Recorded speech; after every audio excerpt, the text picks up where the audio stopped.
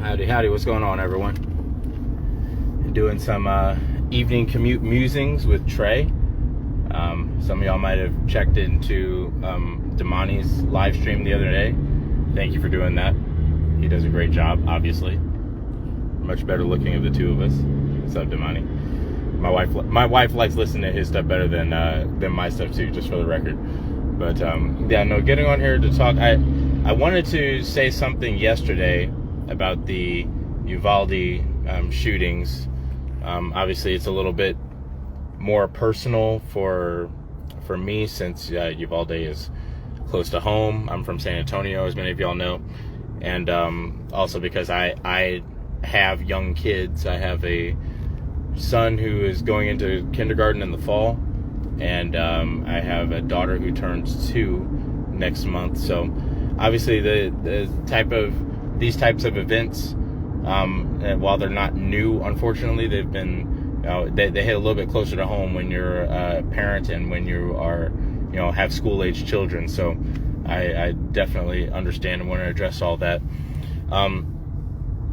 That the main tendency of so many people when it comes to these types of incidents with mass shootings is to immediately jump to political corners and try to say, well, this is why we should do this, or this is why we shouldn't do this, and yada yada. I'm not going to get into that too much, to be honest with you, because that's not going to help the people that are grieving loved ones, children that were lost because they were targeted.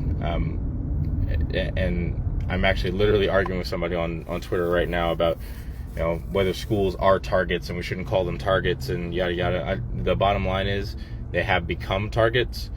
They've been targets for a while now, for far too long, and they will remain targets as long as they are soft targets.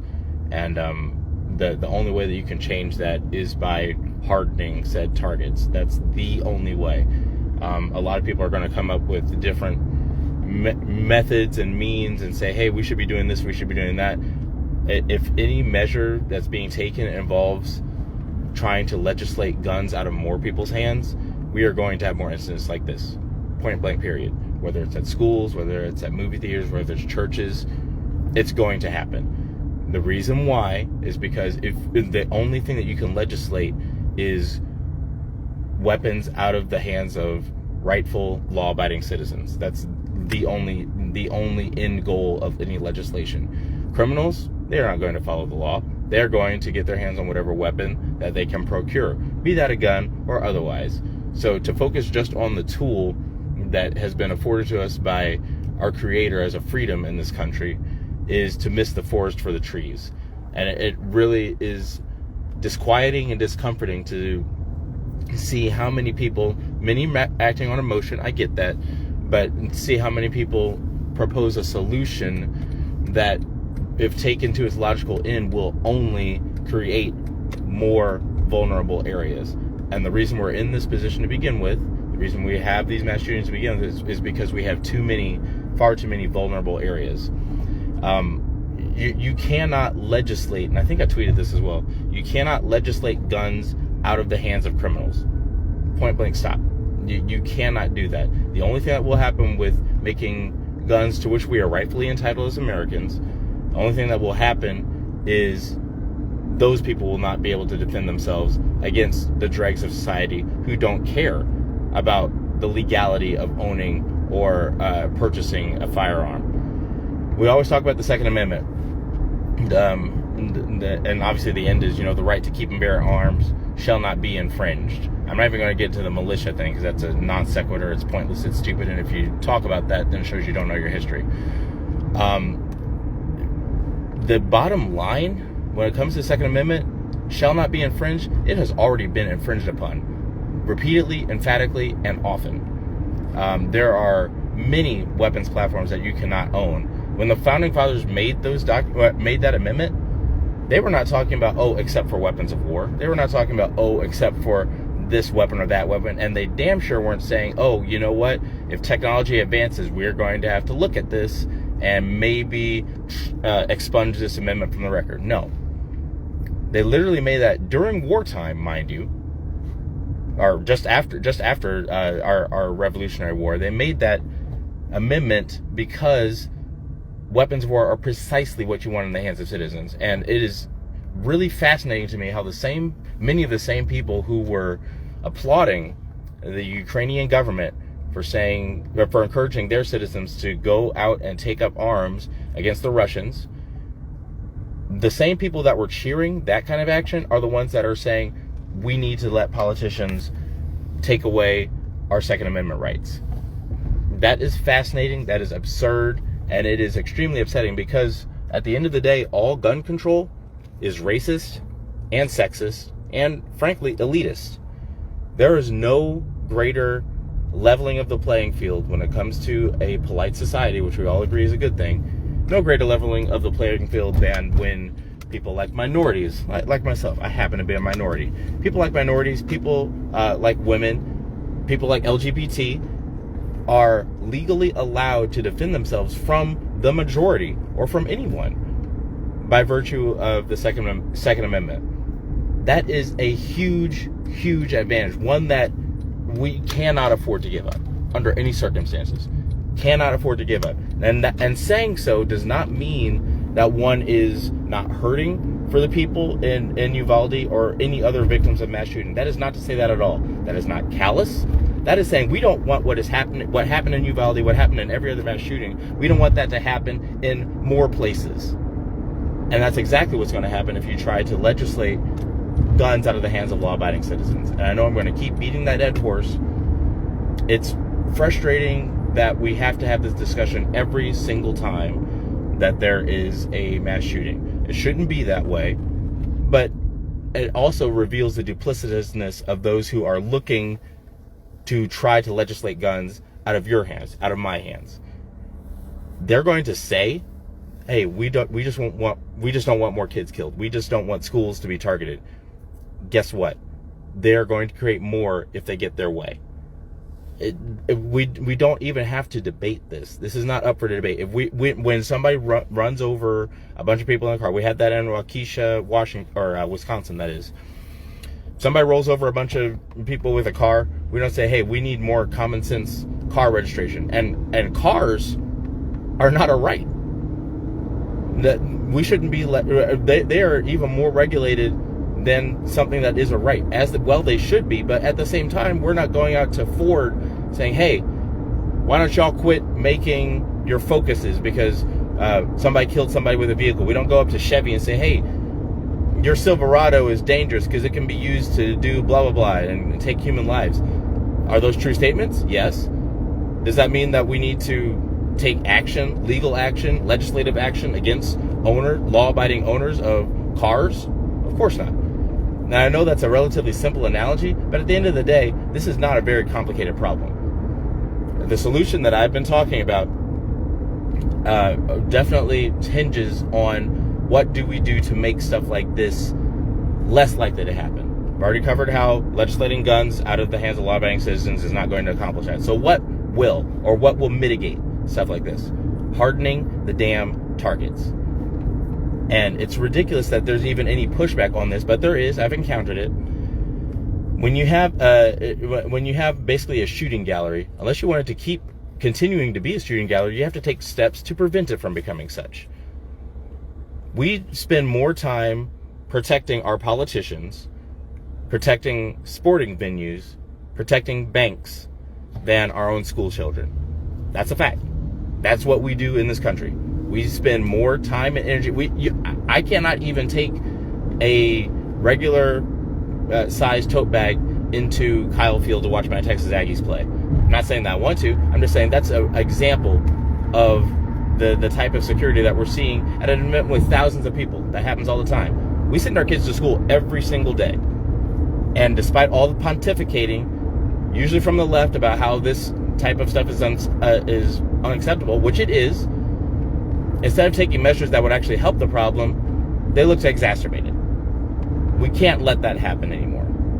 Simply cannot let that happen. So, hardening the target, that basically refers to any sort of deterrent that would keep an event like Uvalde, an event like a mass shooting, from happening, or at least make it more difficult to happen. That's what hardening is.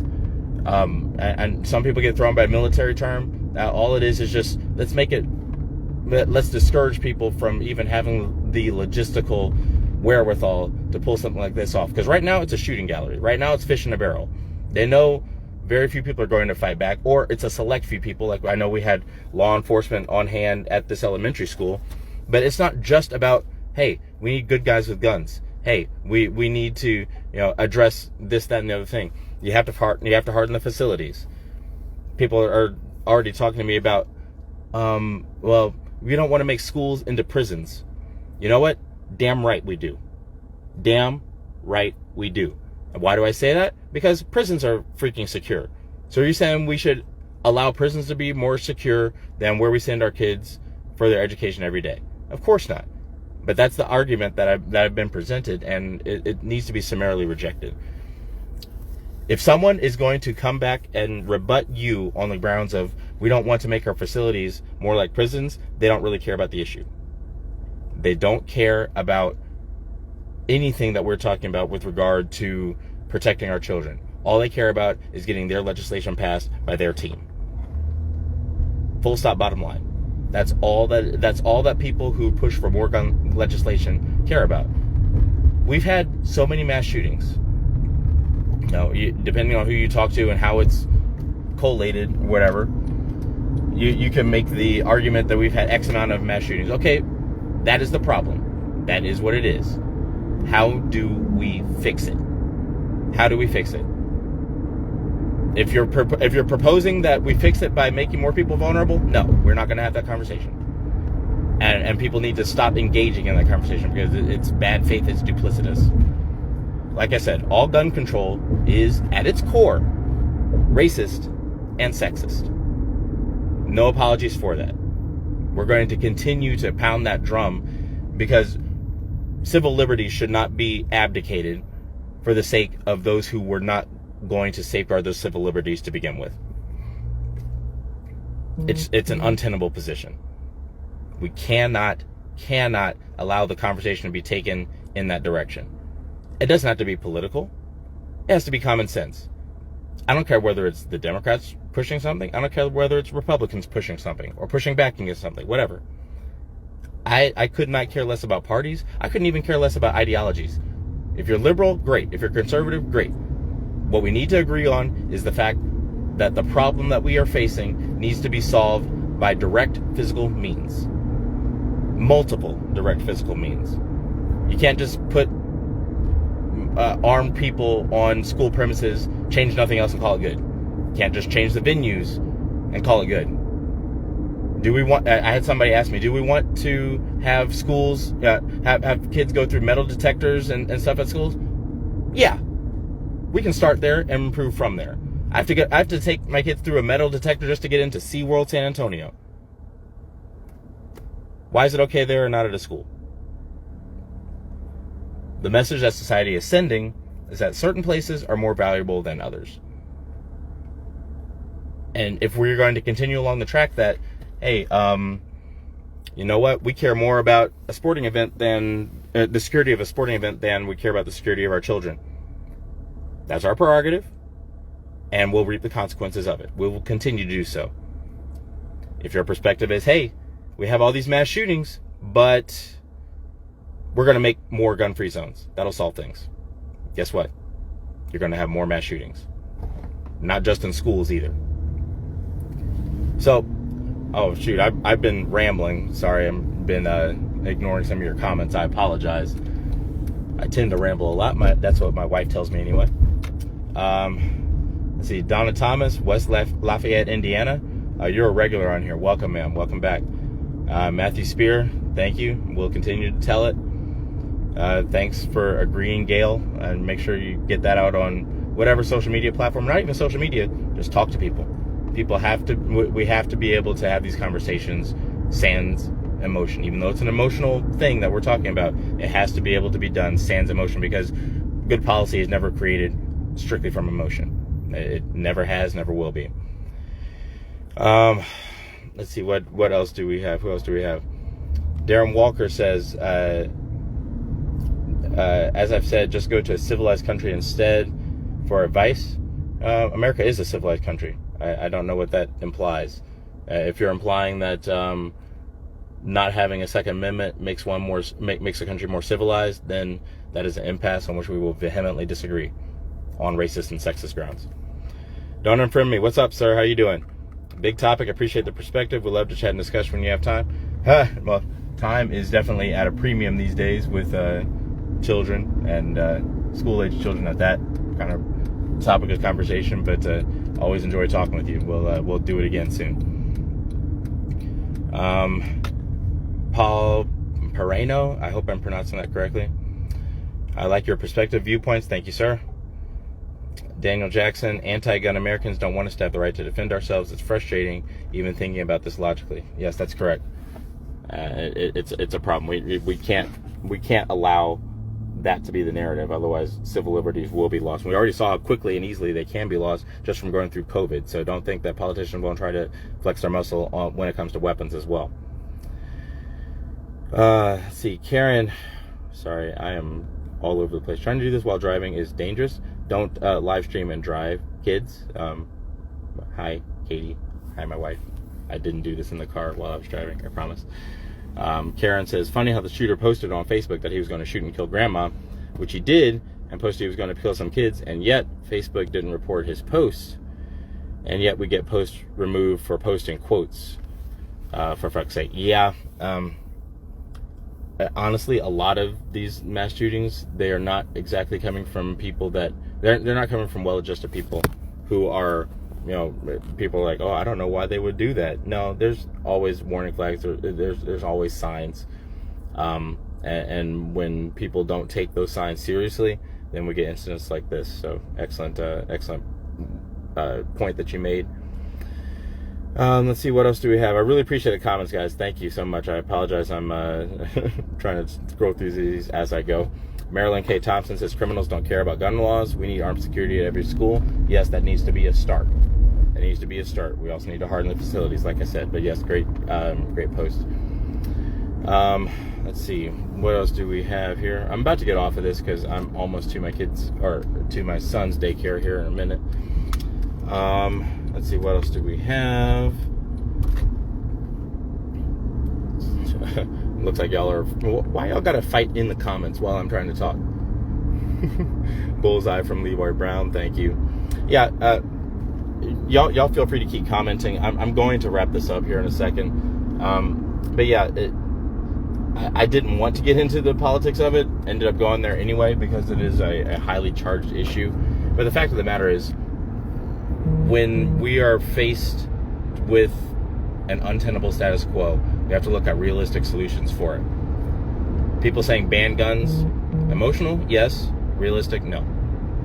That goes for a lot of different proposals that just lean on legislation. Newsflash, the government is not here to help you. The government is not coming to help you.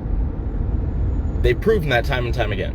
Whether it's the United States government or other governments, they proved it just during COVID. The government is not here for you. They're not here for your safety. They're not altruistic. Every politician talking about this has a political angle. Most people talking about this on social media have a political angle. I don't. All I care about is trying to make schools a better place for our children, especially because I have skin in the game now. So if we're going to keep on having these conversations, we need to make sure that we're having them along the correct lines. But anyway, like I said, I'm about to pull into this daycare. I really appreciate all of y'all who hopped on. Please continue to like, share, subscribe, all that good stuff. Not because of any self-aggrandizement on mine or Damani's part, but just because we have a good message. All of y'all are a part of that message, and it's important that it gets out there, especially in times like these. Really, really appreciate all of y'all in the tribe, and thank y'all for making this such a great place to come in and share ideas. Reach out to Damani, reach out to myself on social media. If I'm not responding, it's because I'm super busy, but I try to respond to as much as I can. And of course, we have more content coming your way soon. We always do. So thank y'all. Y'all have a great and safe rest of your day. Appreciate it. Catch you in the next one.